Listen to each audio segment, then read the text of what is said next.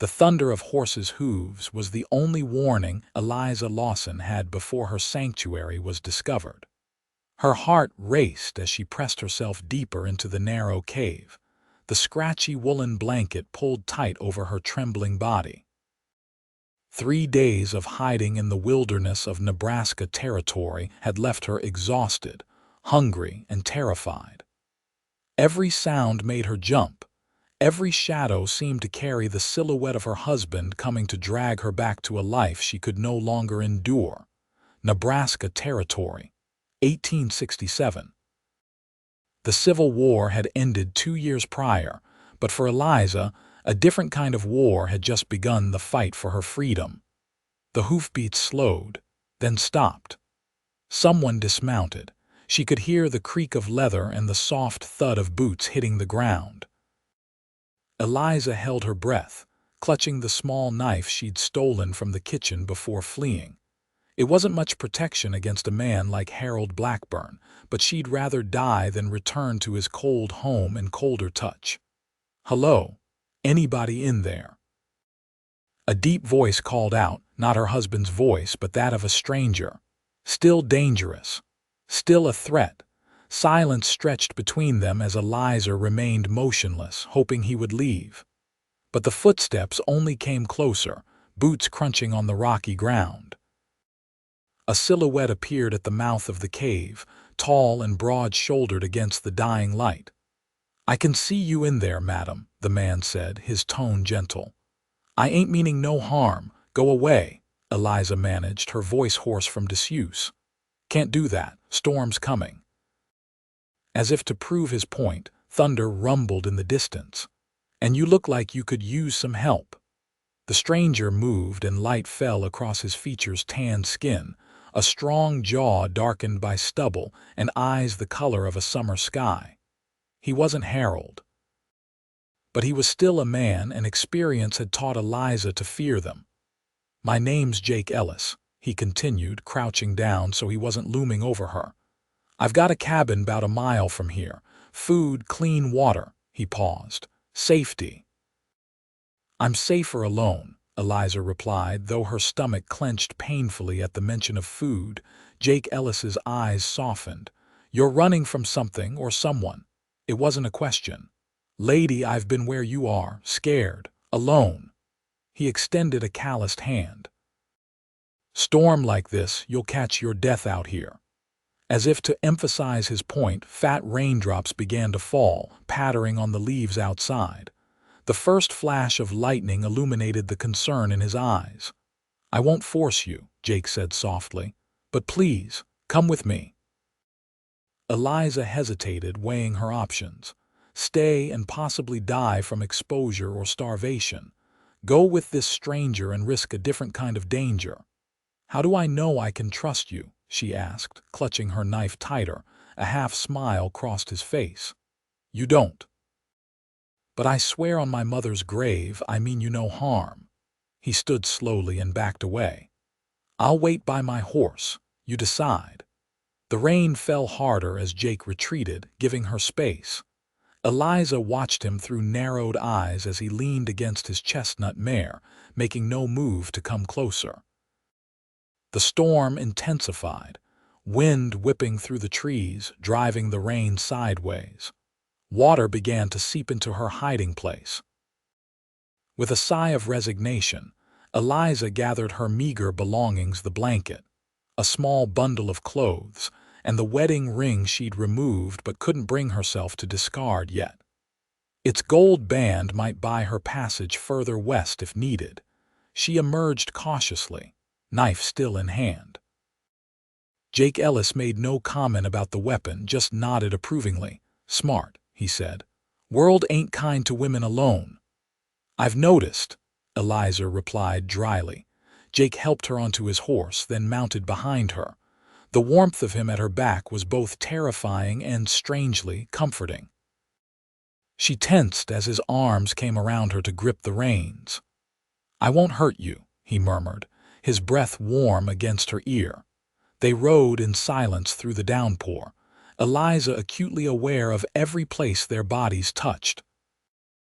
After what seemed like hours but was likely only minutes, a small cabin came into view, lamplight glowing warmly through its windows. Jake dismounted first, then offered a hand to help her down. Eliza ignored it, sliding awkwardly from the saddle on her own.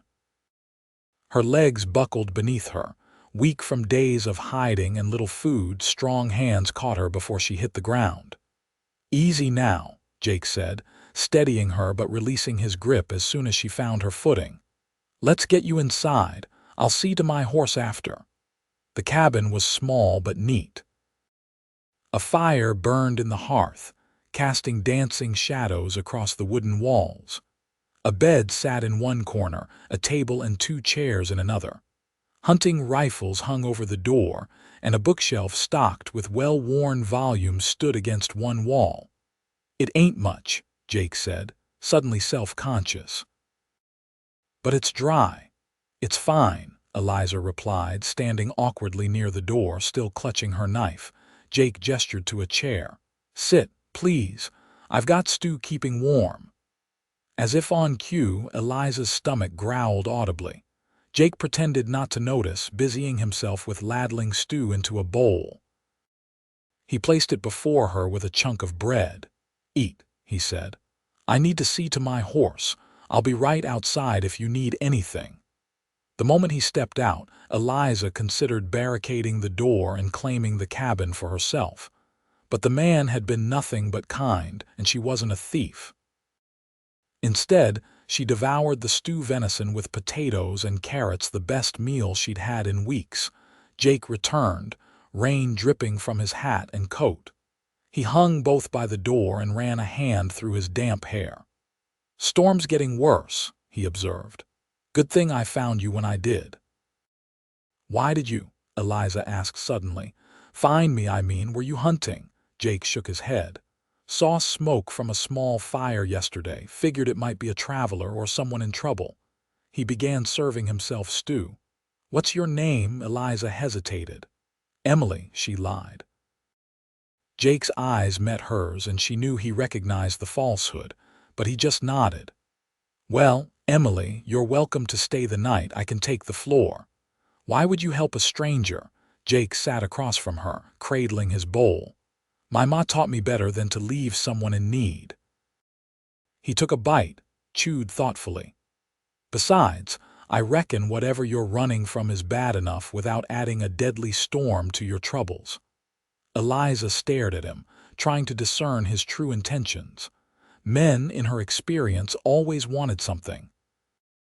But Jake Ellis's gaze remained steady, open.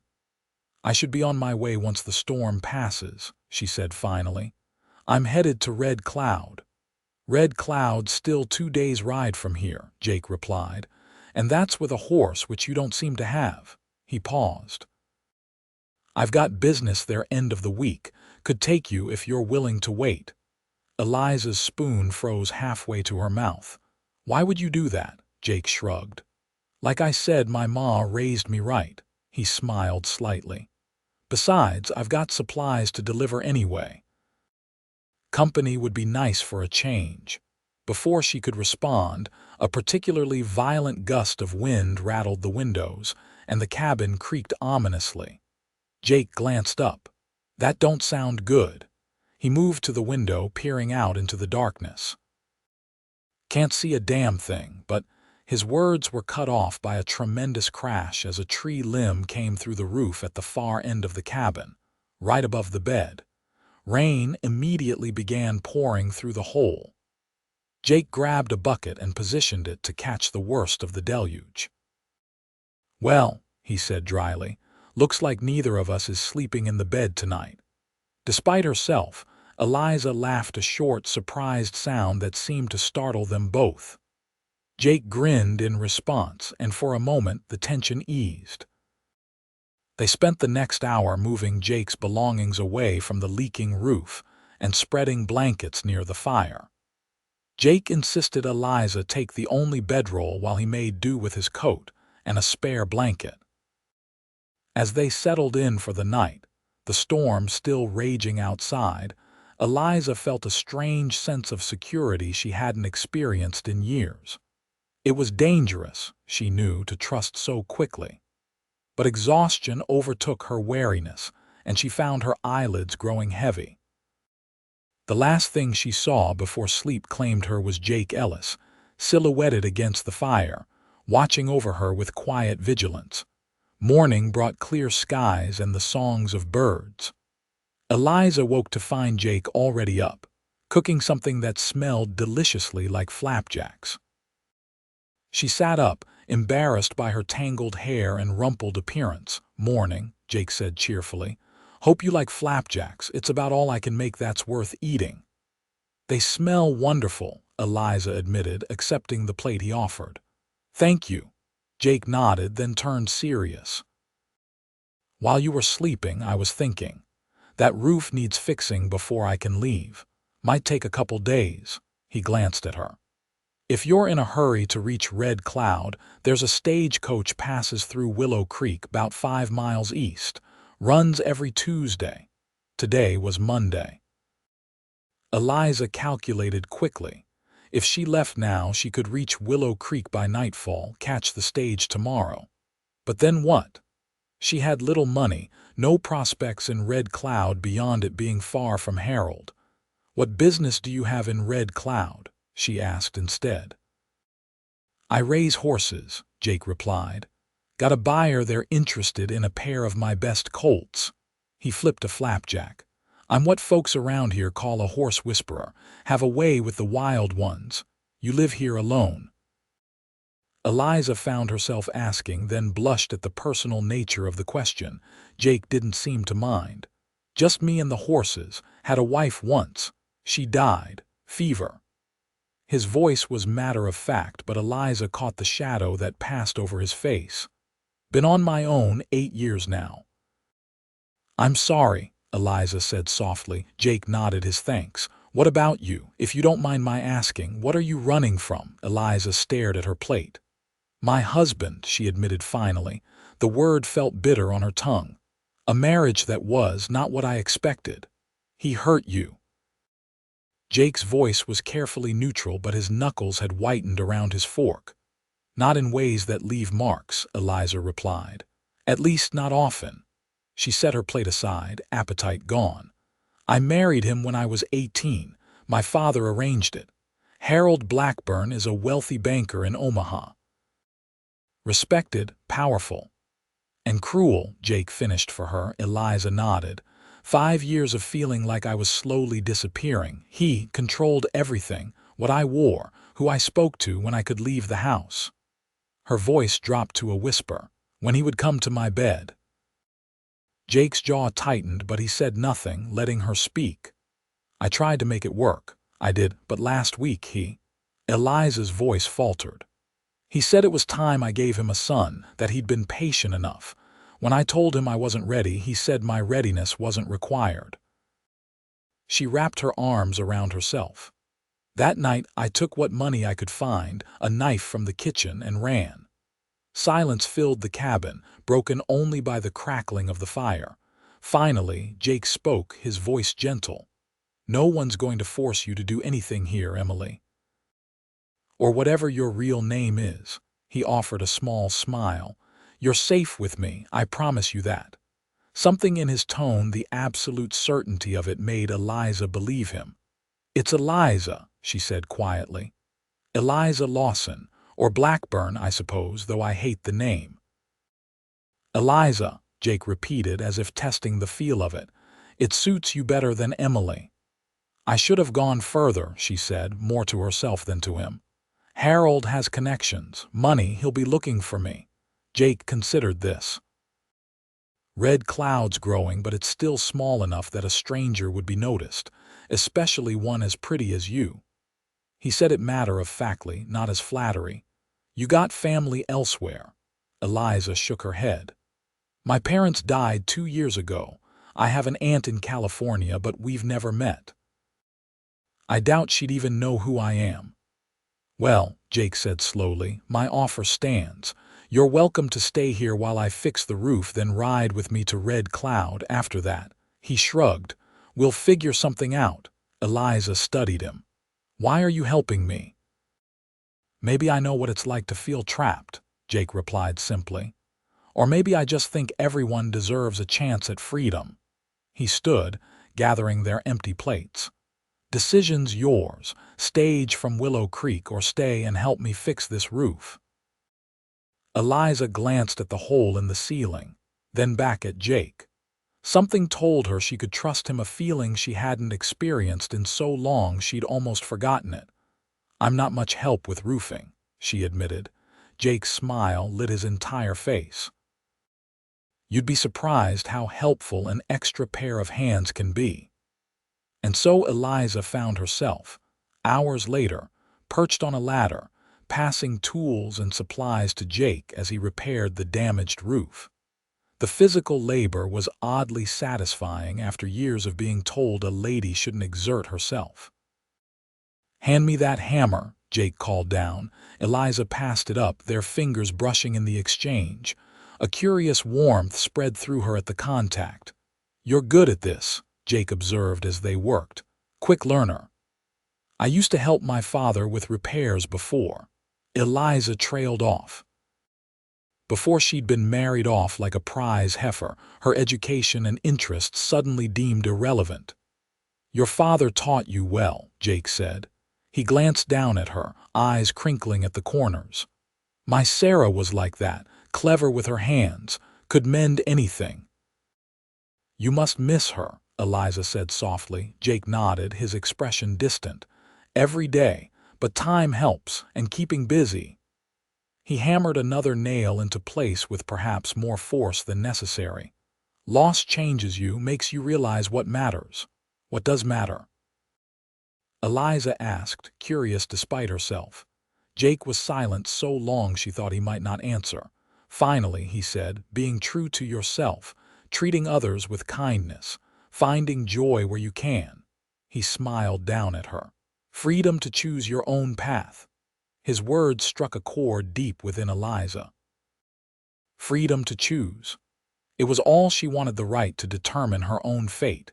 They worked until dusk, finishing just as the sun dipped below the horizon. Exhausted but satisfied, they retreated inside, where Jake prepared a simple meal of beans and bacon. Not as fancy as what you're probably used to, he apologized, serving her. It's perfect, Eliza replied honestly. After days of barely eating, anything would have tasted wonderful, but there was something especially satisfying about food earned through hard work. As they ate, Jake told her about his horses, the wild mustangs he gentled, the breeding program he'd established, his dreams of expanding his small ranch.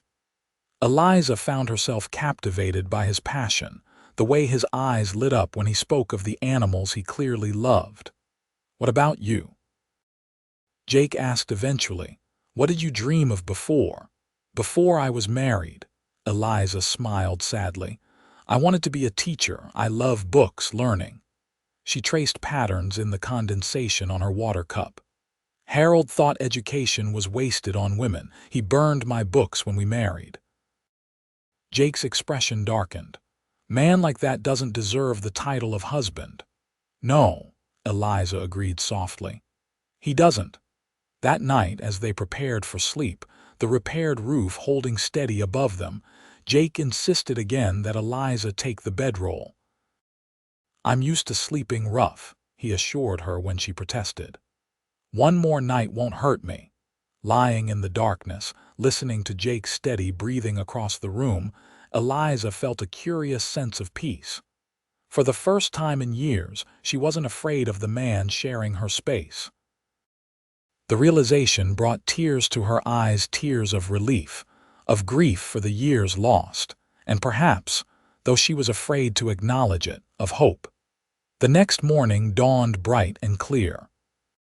Jake was already outside when Eliza woke, and she found him in the corral behind the cabin, working with a magnificent black stallion. Eliza watched, mesmerized, as Jake moved with the horse. There was no force, no dominance in his approach, just patience and respect. The stallion, initially wary, gradually relaxed under Jake's gentle hands. "He's beautiful," Eliza called softly, not wanting to startle either of them. Jake looked up, smiling. "This is Midnight, one of the colts I'm taking to Red Cloud." He ran a hand down the horse's gleaming neck. "He's got spirit. I can see that," Eliza replied, approaching the fence cautiously. "Want to meet him?" Jake held out his hand to her. Eliza hesitated, then stepped forward. Jake guided her hand to the horse's nose, his calloused fingers warm against her skin.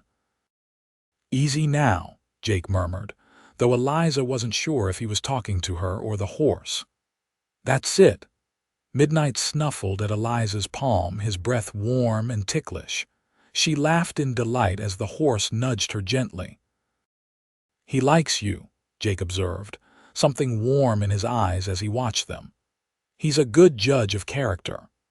Their eyes met over the horse's neck, and something unspoken passed between them, a recognition, perhaps, of kindred spirits. The moment was broken by the distant sound of hoofbeats. Jake's head snapped up, his expression instantly alert. "Get inside," he said quietly, all warmth gone from his voice. "Now." Eliza didn't question him, hurrying into the cabin. Through the window, she watched as 3 riders approached. Her heart nearly stopped when she recognized the man in the lead, Thomas Reid, Harold's right-hand man and the overseer of his various business interests. Jake stood his ground as the riders pulled up before him. Though Eliza couldn't hear their conversation, she could see the tension in Jake's stance. Reid dismounted, speaking to Jake with the condescending air he always adopted with those he considered beneath him. Jake's responses were short, his body language unyielding.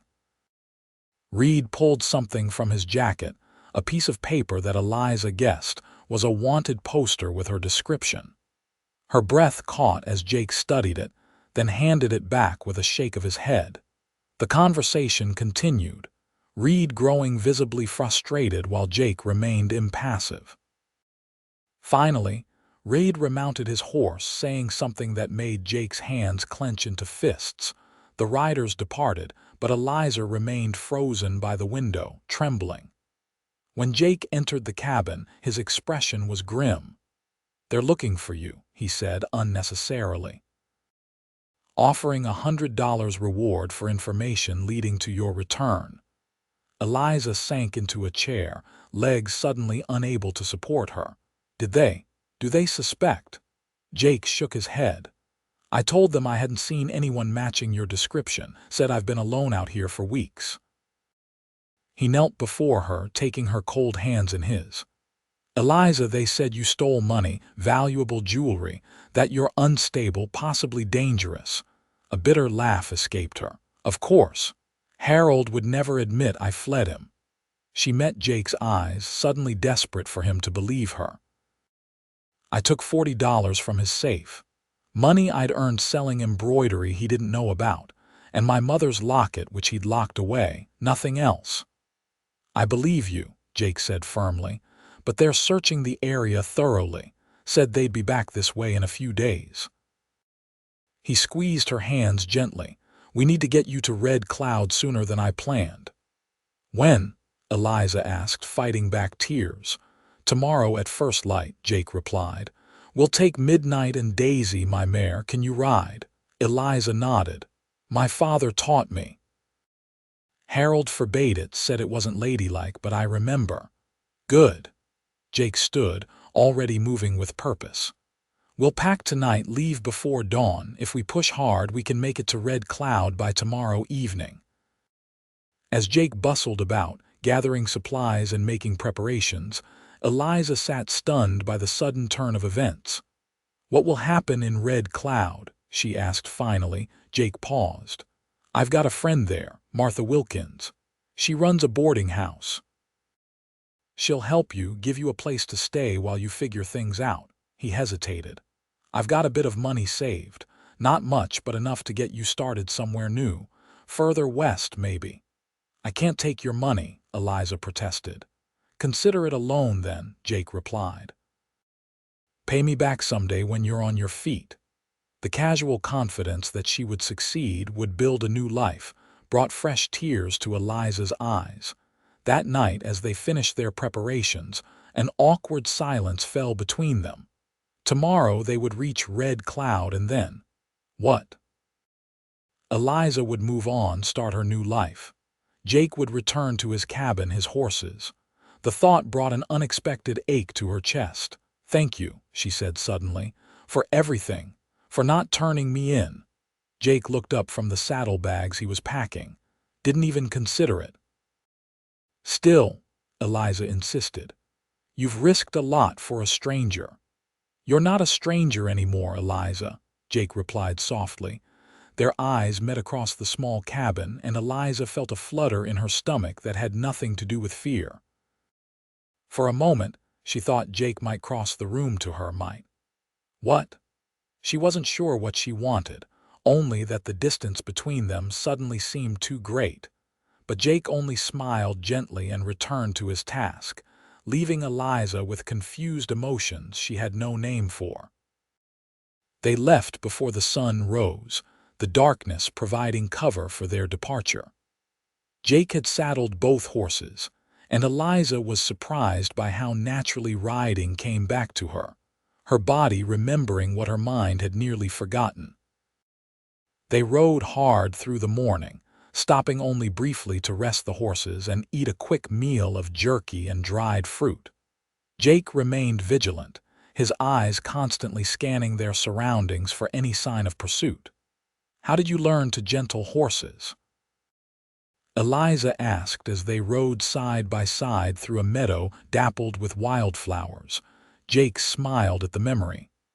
"My father raised horses. Mean old cuss who thought the only way to break a horse was to actually break its spirit."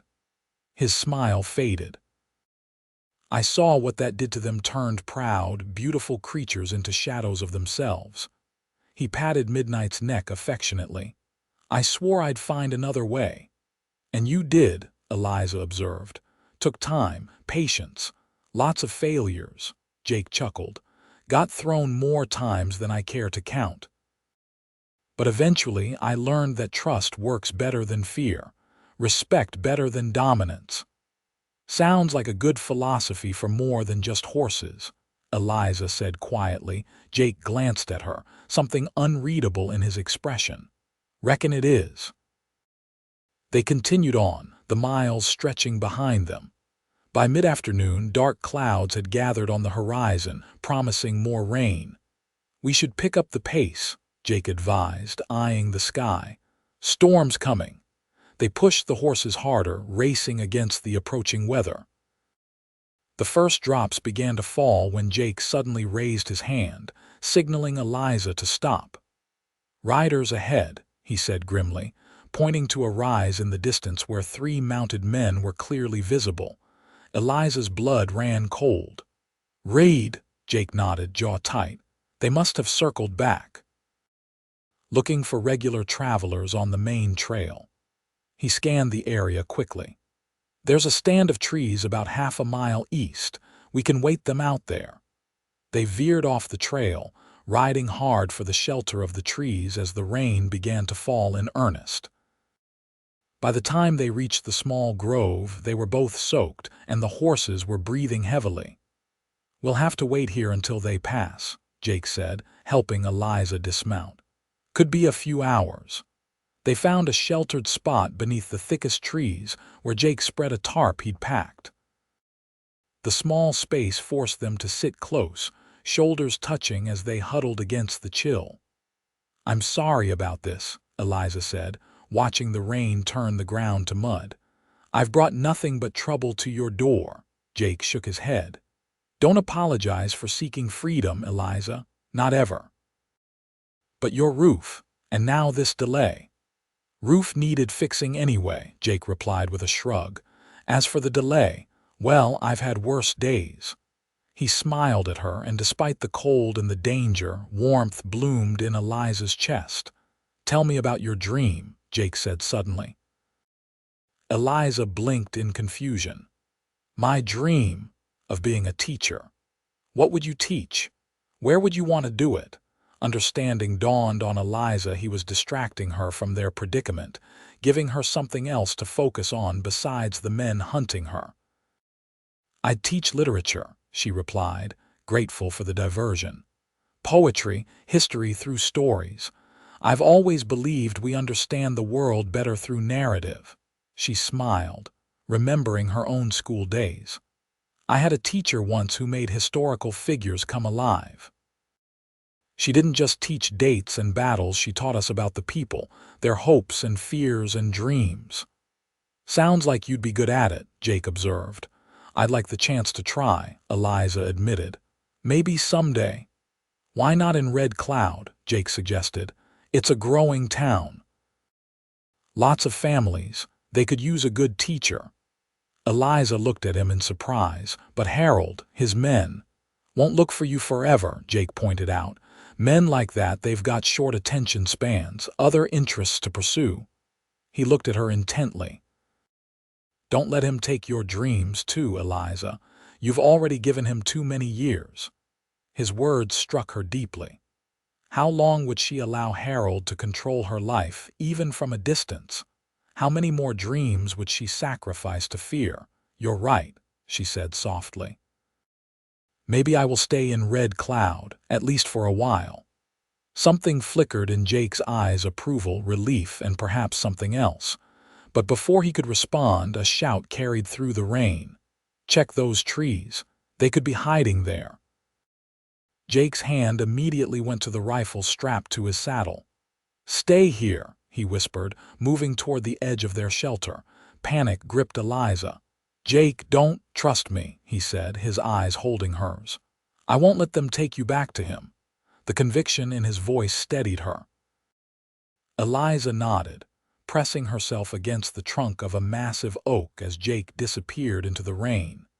Minutes stretched like hours as Eliza waited, heart pounding so loudly she was certain it would give away her position.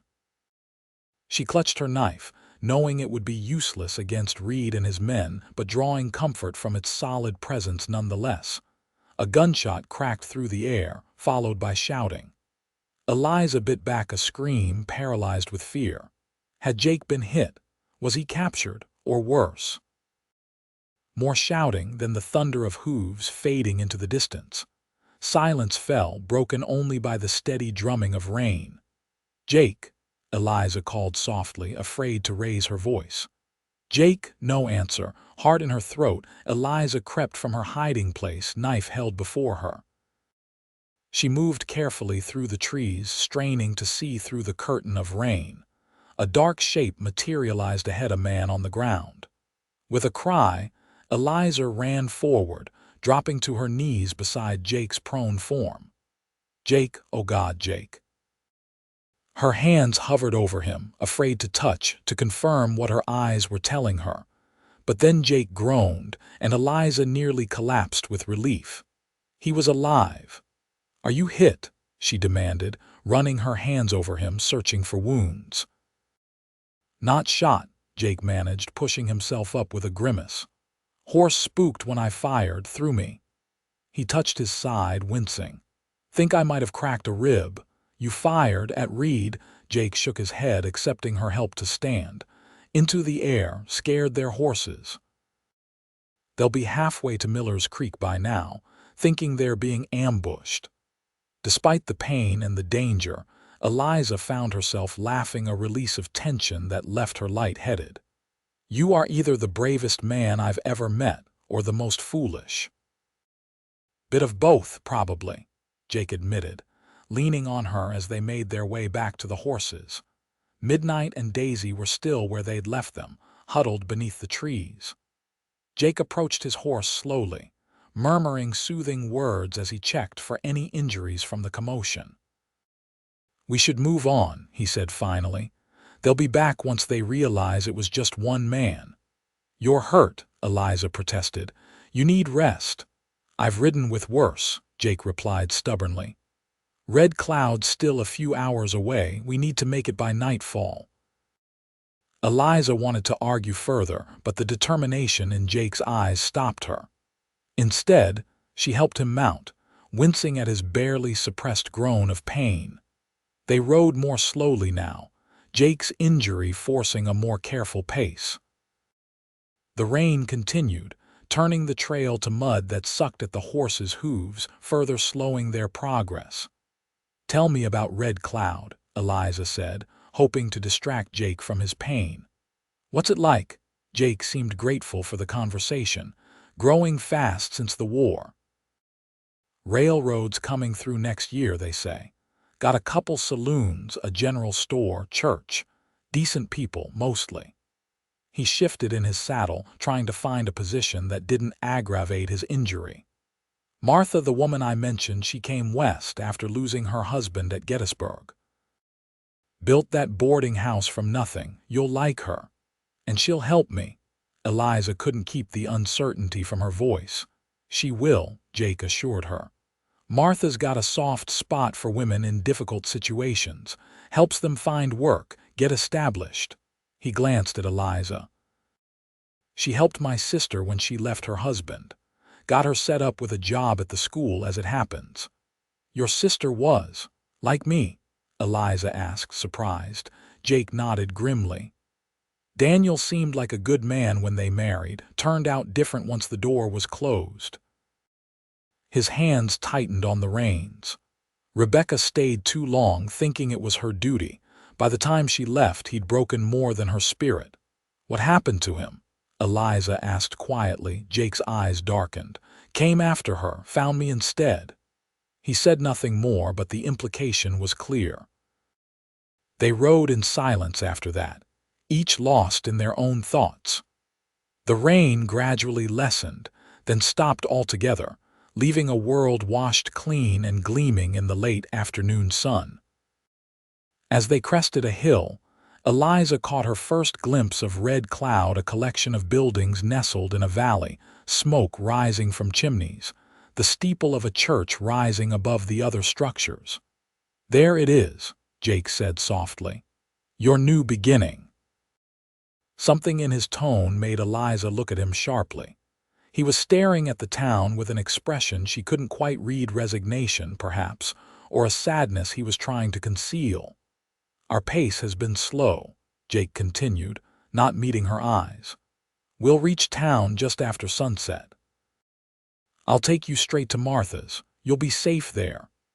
"And you?" Eliza asked, suddenly anxious about what would happen once they reached Red Cloud.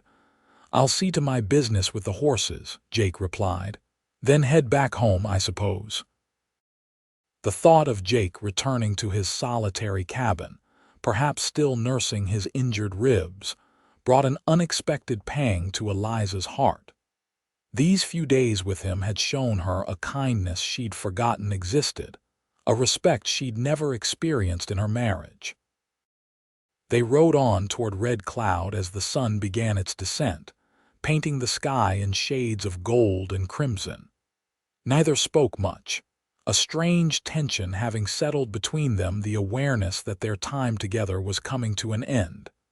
As promised, they reached the town just as dusk was falling. Lanterns were being lit in windows, casting warm light onto the muddy Main Street. Jake led them directly to a large two-story building with a neatly painted sign, "Wilkins Boarding House."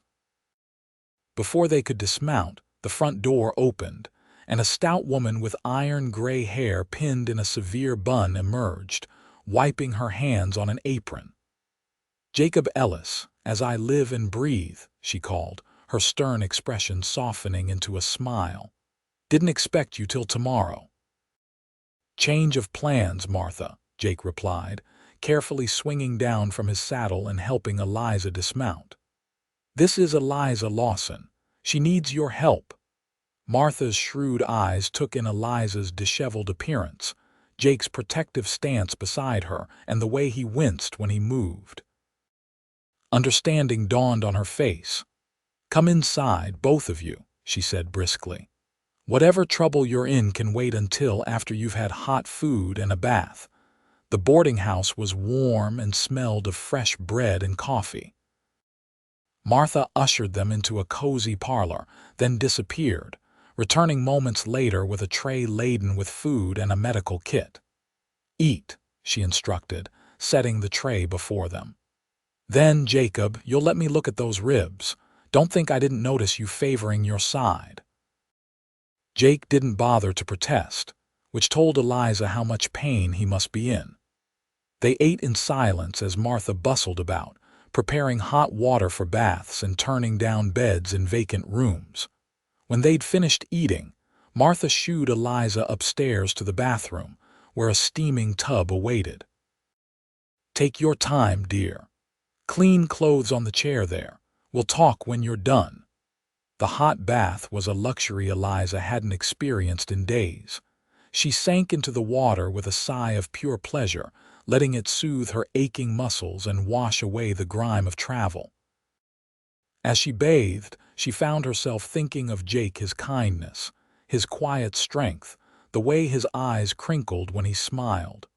What would happen tomorrow when he left to return to his cabin? Would she ever see him again? The thought of never seeing Jake Ellis again left an emptiness she hadn't anticipated.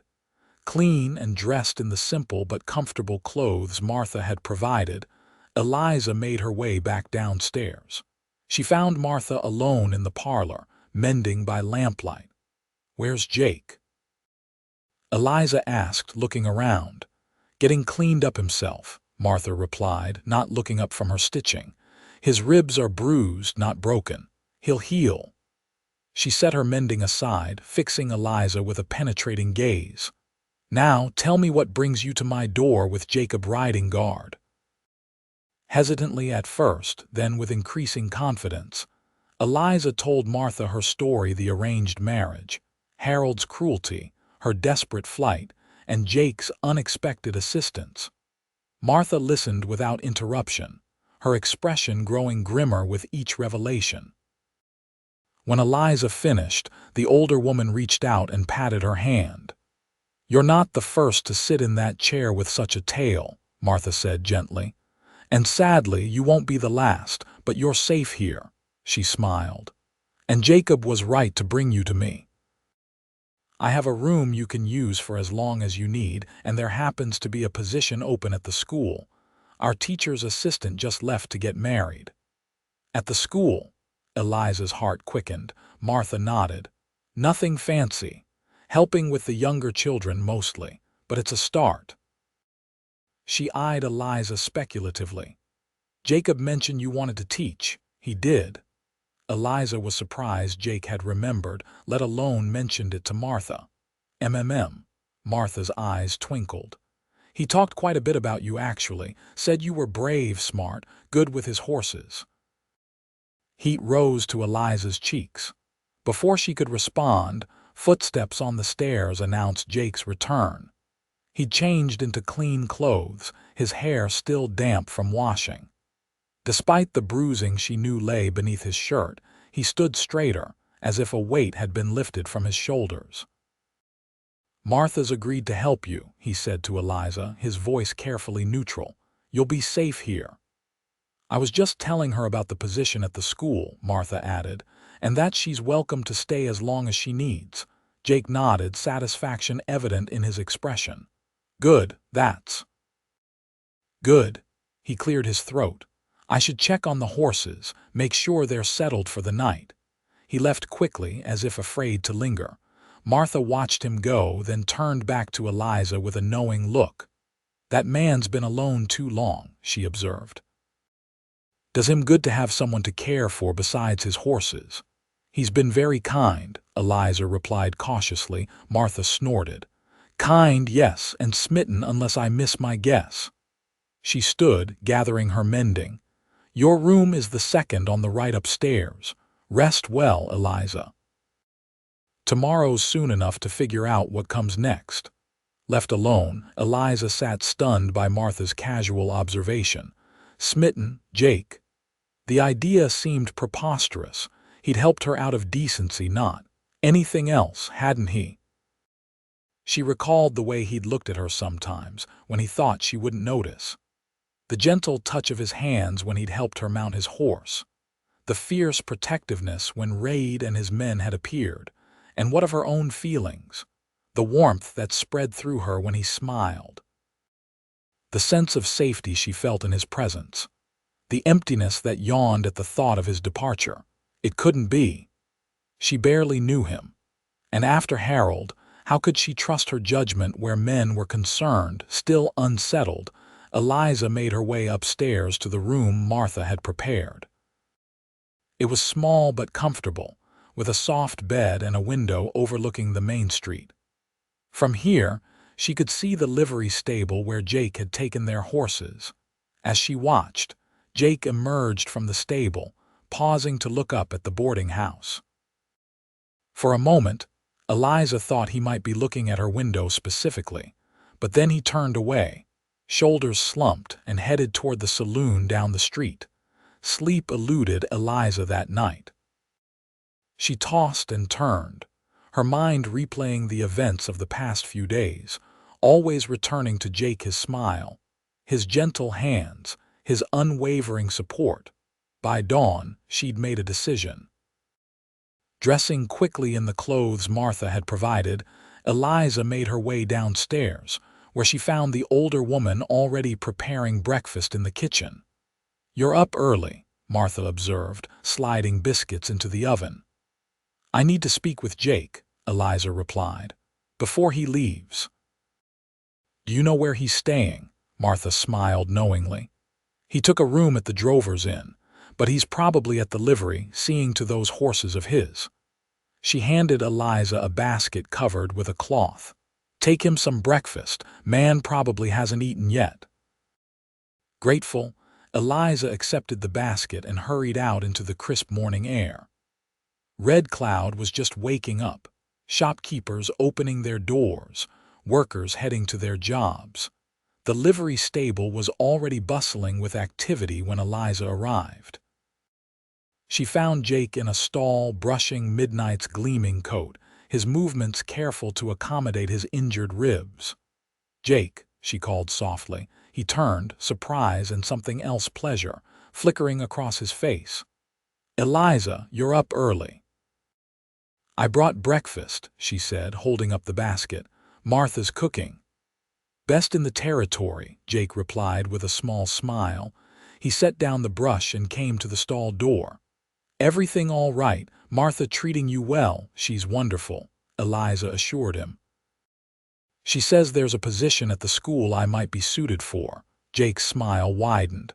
"That's great news. You'll make a fine teacher, Eliza." They stood awkwardly for a moment, the basket between them like a barrier. "When are you leaving?" Eliza asked finally. Jake's smile faded. "This afternoon. Got the sale of the colts finalized this morning. No reason to stay longer." He searched her face. "Unless..." "Unless," Eliza prompted, heart suddenly racing. Jake took a deep breath, wincing slightly at the pain in his ribs. "Unless you wanted me to stay just a bit longer, too." "Make sure you're settled." "I'd like that," Eliza said softly, relief washed over Jake's features. Yeah, Eliza smiled. "Maybe you could show me around Red Cloud, help me get my bearings." Jake's answering smile was like the sun breaking through clouds. "I'd like that very much." They shared the breakfast. Martha had packed biscuits still warm from the oven, jam, and cold chicken sitting on a bench outside the livery, watching the town come to life around them. "What made you come find me this morning?" Jake asked eventually, brushing crumbs from his shirt.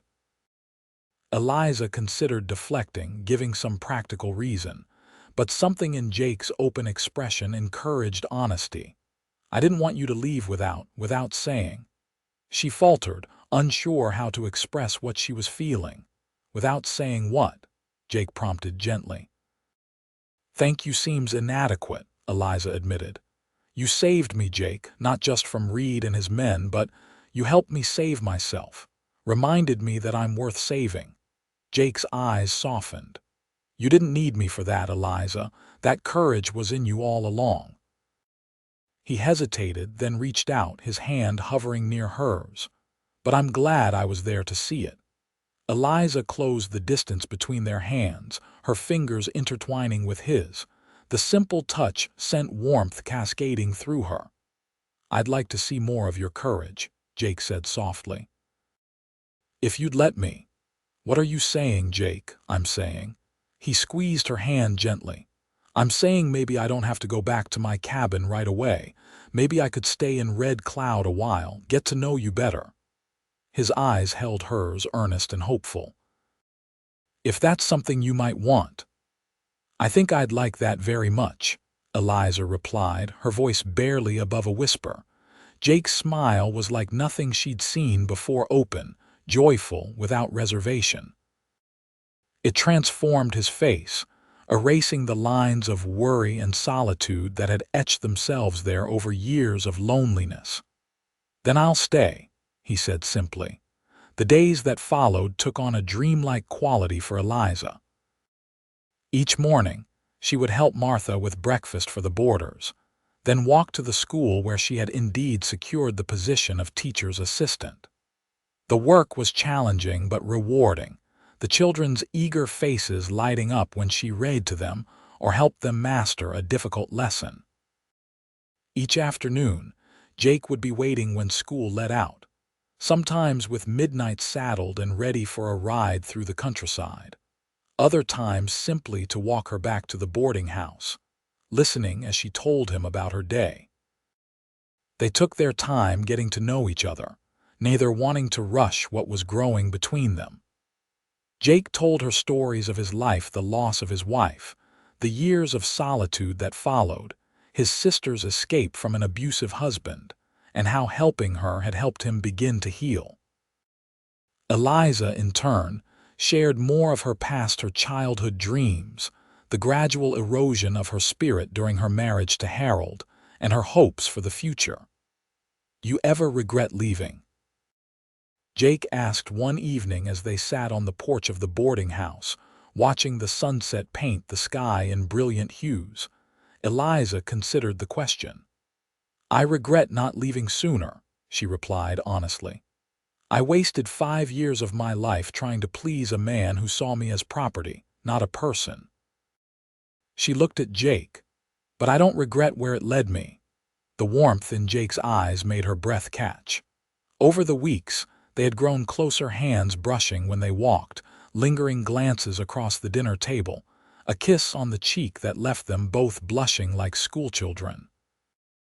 But there was still a hesitancy between them, a careful restraint. Eliza understood it was for her benefit, Jake giving her time to heal, to trust again.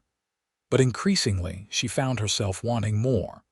A month after her arrival in Red Cloud, Eliza received news that made her blood run cold. Martha brought the letter while Eliza was preparing for her day at school.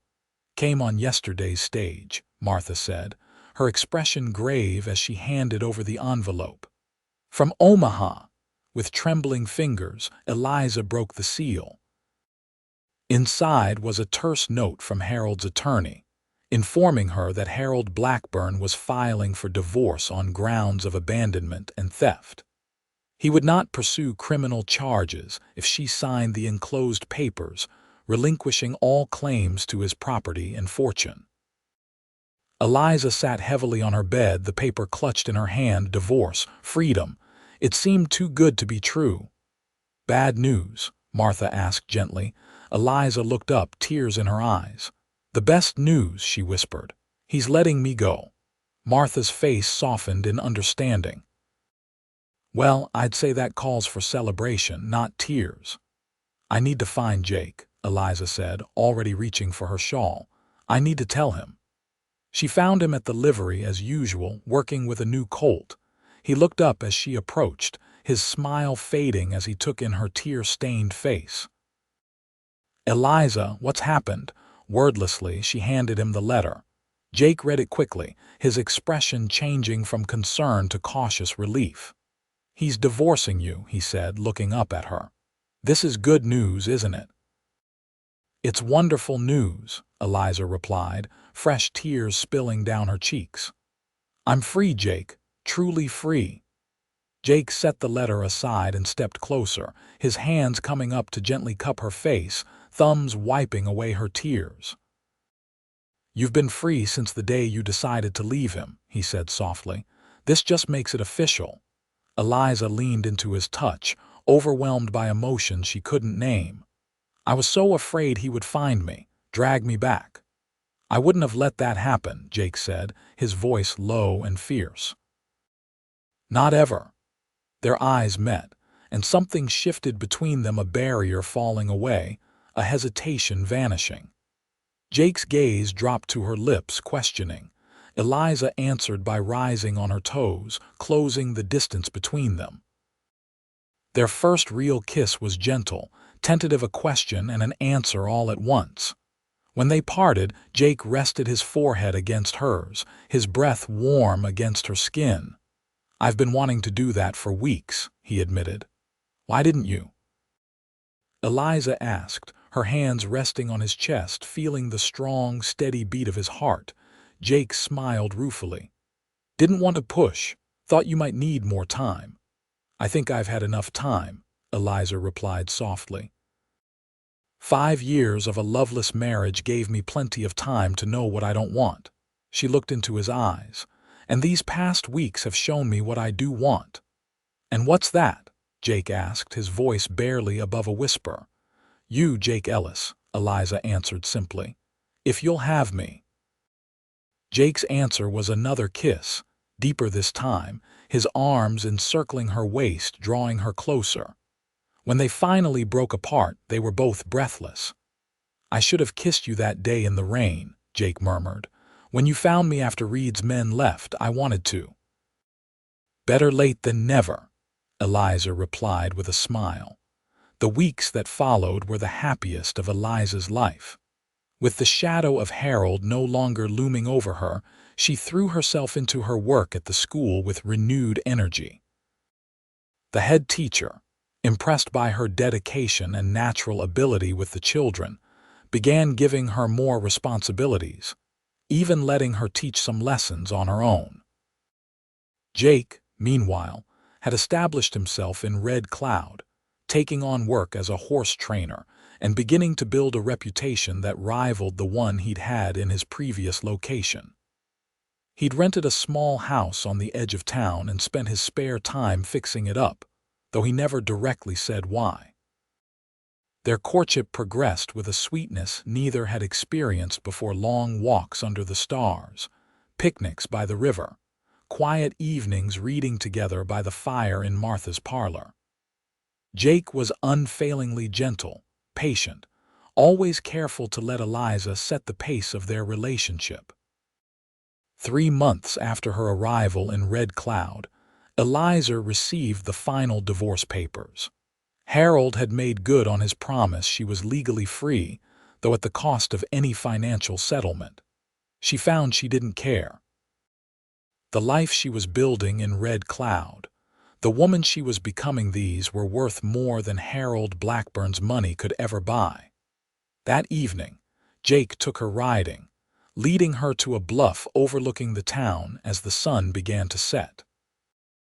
They dismounted, and Jake spread a blanket on the ground, producing a small basket of food and a bottle of wine. "What's the occasion?" Eliza asked, accepting the glass he offered. Jake smiled mysteriously. "Do I need one to spend time with the woman I love?" The casual declaration of love, the first time he'd said it aloud, made Eliza's heart skip a beat. "I suppose not," she replied, trying to match his casual tone despite the emotions welling up inside her. "Though I suspect you have something specific in mind." Jake chuckled, settling beside her on the blanket. "You know me too well already." He took her hand, his thumb tracing circles on her palm. "I wanted to ask you something important." Eliza's breath caught. "Yes. That house I've been fixing up," Jake began, his voice suddenly nervous. "It's not much yet, but it's coming along. Got a good kitchen, 2 bedrooms, nice view of the sunrise." He paused, gathering courage. "It's awful empty, though, could use a woman's touch." "Jake Ellis," Eliza said, her voice trembling with emotion. "Are you asking what I think you're asking?" Jake's eyes met hers, vulnerable and hopeful. "I love you, Eliza, Have since I found you hiding in that cave, I think. Just took me a while to realize it." He squeezed her hand. "I want to build a life with you, here in Red Cloud or elsewhere if you prefer. I just know I don't want to spend another day without you." Tears of joy welled in Eliza's eyes. "Are you proposing, Jake?" In answer, Jake reached into his pocket and produced a small wooden box. Inside was a simple gold band set with a single pearl. "It was my mother's," he explained, suddenly anxious. "I know it's not fancy, it's perfect," Eliza interrupted, her vision blurring with tears. "And yes, I will marry you, Jake Ellis." Jake's face broke into a radiant smile as he slipped the ring onto her finger. Then he was kissing her, and Eliza was kissing him back, all the love and hope and promise of their future pouring into that single embrace. As they parted, Jake kept her close, his forehead pressed to hers. "I meant what I said that first night," he whispered. "Stay with me." Eliza smiled, remembering the frightened woman she'd been, hiding in a cave from a life she couldn't bear. "I'm not going anywhere," she promised. "Not ever again." They were married in the spring when wildflowers carpeted the plains surrounding Red Cloud. Martha hosted the wedding at the boarding house, the parlor transformed with ribbons and flowers for the occasion. The entire town seemed to attend, from Eliza's students to the shopkeepers who had welcomed her into their community. Jake's sister Rebecca came from her home in Kansas, bringing her 2 children to meet their new aunt. Watching Jake with his niece and nephew, seeing the gentle way he guided them and the patience with which he answered their endless questions, Eliza felt a new kind of longing for children of their own. Their honeymoon was simple, a week alone in the house Jake had prepared for them, learning the rhythms of life together, talking deep into the night about their hopes and dreams for the future. Jake spoke of expanding his horse breeding business, perhaps buying land outside of town. Eliza shared her ambition to become a full teacher, maybe even start a proper library for Red Cloud. Life settled into a sweet routine. Eliza continued at the school, now teaching her own class of younger students. Jake's reputation as a horse trainer grew, bringing clients from as far as Omaha. Their home became a haven filled with books Eliza collected, brightened by curtains she sewed herself, warmed by the love they shared. A year after their wedding, Eliza discovered she was expecting their first child. Jake's reaction, pure, unrestrained joy followed by tender concern for her well-being, confirmed what she already knew. He would be the kind of father she had always wished for her children. Their son, William Jacob Ellis, was born on a crisp autumn morning, with Martha serving as midwife. When Jake held his son for the first time, tears streaming unashamedly down his face, Eliza felt her heart might burst with happiness. "He's perfect," Jake whispered, carefully returning the infant to Eliza's arms, "just like his mother." As William grew, so did their family's prosperity. Jake purchased land outside town and built proper stables for his expanding business. Eliza, after William's birth, returned to teaching part-time, bringing their son with her until he was old enough to toddle around their home under Martha's watchful eye. When William was 3, they welcomed a daughter, Sarah Elizabeth, named for Jake's first wife and Eliza's grandmother.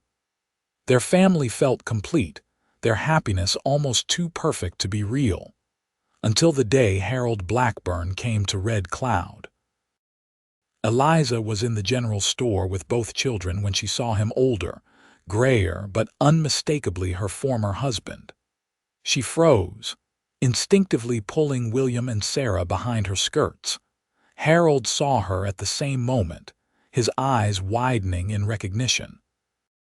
For a heartbeat, Eliza was that frightened young wife again, cowering before his displeasure. Then William tugged at her hand and the spell broke. She was Eliza Ellis, now wife, mother, respected teacher. Harold Blackburn had no power over her anymore. Still, her voice shook as she told the shopkeeper she would return later, hustling the children outside and toward home as quickly as their little legs could manage. Jake found her there an hour later, pale and shaking, the children napping upstairs. "What's happened?" he asked, immediately sensing her distress. "Harold," Eliza whispered. "He's here, in Red Cloud." Jake's expression hardened. "Where did you see him?" "At Parker's store." Eliza twisted her hands in her apron. "Jake, what if he's come for me?" "What if he can't touch you?" Jake said firmly, taking her hands in his. "You're my wife now. This is your home, your life." He kissed her forehead gently. "Stay here with the children. I'll find out what he wants." "Jake." "No," Eliza began, but Jake was already heading for the door, determination in every line of his body. The hours Eliza waited for his return were the longest of her life. She kept the children close, jumping at every sound, terrified of what might happen when Jake confronted Harold. When Jake finally returned, the sun was setting, casting long shadows across their yard. Eliza met him at the door, searching his face for signs of conflict. "It's all right," Jake said immediately, seeing her fear. "He's gone. Took the afternoon stage back to Omaha." "Gone?" Eliza repeated, disbelieving. "But why was he here? What did he want?" Jake led her to the sofa, sitting beside her and taking her hands in his. "He came on business. Didn't know you were here." A small, satisfied smile crossed Jake's face. "Was quite surprised to see me, though." "You spoke to him?" Eliza asked, eyes wide. Jake nodded. "Found him at the hotel, introduced myself properly as your husband." His smile faded. "He had some choice words about you. I had some choice words in return." "Oh, Jake." Eliza's hand flew to her mouth. "Did you know fistfights?" Jake assured her, though his knuckles were suspiciously reddened. "Just a frank discussion between men." His eyes softened. "He won't bother you again, Eliza. I made sure of that." "What did you say to him?" Eliza asked, curious despite her lingering fear. Jake's expression turned serious. "I told him that you'd built a good life here, that you were loved by me, by our children, by this community, that you were respected as a teacher, as a mother, as a woman of intelligence and strength." He squeezed her hands gently. "And I told him that if he ever came near you or our children again, he'd answer to me." Tears filled Eliza's eyes, not of fear, but of overwhelming gratitude for this man who had become her protector, her partner, her love. "Thank you," she whispered. Jake pulled her into his embrace, his arms strong and secure around her. "No one will ever hurt you again," he promised. "Not while I'm alive to prevent it." And in that moment, Eliza knew it was true. The frightened woman who had fled a loveless marriage was gone, replaced by someone stronger, braver, a woman who had found not just safety, but joy, purpose, and a love beyond anything she could have imagined. That night, with their children sleeping peacefully upstairs and the specter of Harold Blackburn banished once and for all, Eliza and Jake sat on their porch, watching the stars emerge in the vast Nebraska sky. "You ever think about that day?" Jake asked, his arm around her shoulders. "When I found you hiding in that cave," Eliza leaned into him, drawing comfort from his solid presence. "Sometimes it seems like another lifetime now." "I thank God every day for leading me to you," Jake said softly. "Best thing that ever happened to me, finding you." "Even with all the trouble I brought," Eliza teased. Jake chuckled, pressing a kiss to her temple. "Especially with the trouble. Life was too quiet before you." "Well," Eliza replied, smiling up at him, "with William and Sarah, I don't think quiet is something we'll have to worry about for quite some time." "Good," Jake said firmly. "I like our noise." As if on cue, a small voice called from upstairs, Sarah, likely woken by a dream. Jake stood, offering Eliza his hand. "Duty calls," he said with a smile. Together they went to comfort their daughter, their steps in perfect unison, their hearts beating as one. In the soft lamplight of the nursery, cradling Sarah between them while William slept peacefully in his bed, Eliza felt a contentment so complete it bordered on awe. This was what freedom truly meant, not just escape from cruelty and control, but the discovery of joy, of purpose, of a love that healed rather than harmed. A love built on respect and kindness, on friendship and trust. A love that had begun with a simple, whispered invitation in a moment of crisis. Stay with me. And she had stayed, not out of fear or obligation, but out of choice, the most powerful choice she had ever made. The choice that had led her home.